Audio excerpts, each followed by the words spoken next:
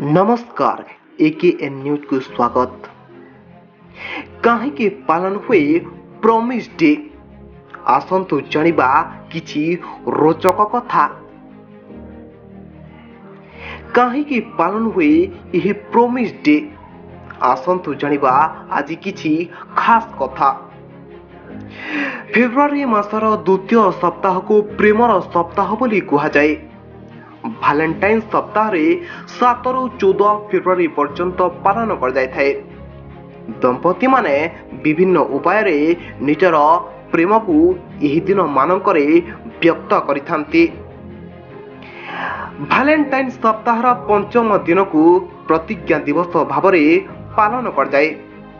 दंपति माने परस्पर सह सारा जीवन साथी हुई रहिबार प्रतिज्ञा बा प्रमिस करिथांती। प्रेमर थिबा दंपति माने प्रेम शपथ नियंती। एही शपथ गुड़िक सेमानक संपर्क उपरे विश्वास एवं भरोसा बजाय रखिबारे सहाय्य करिथाए। किंतु आपण केबे चिंता करिसंती कि प्रतिज्ञा दिवस काहेकि पालन कर जाए। आजिर आर्टिकल रे आमे प्रतिज्ञा दिवस विषय रे किछि विशेष कथा कहिबा को जाउछु।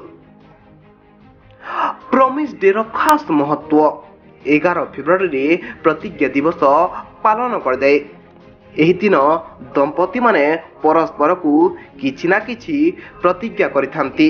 कहा जाए जे प्रतिश्रुति देवा जोगु संपर्क को बहुत मजबूत करिथाए। एभली परिस्थिति रे दंपति माने एही दिन को एक विशेष ढंग रे पालन करंती। प्रतिज्ञा दिवस रे दंपति माने सेमानक संपर्क विषय रे अनेक कथा प्रतिज्ञा करंती। ए तो जानिले प्रॉमिस डे विषय खास कथा।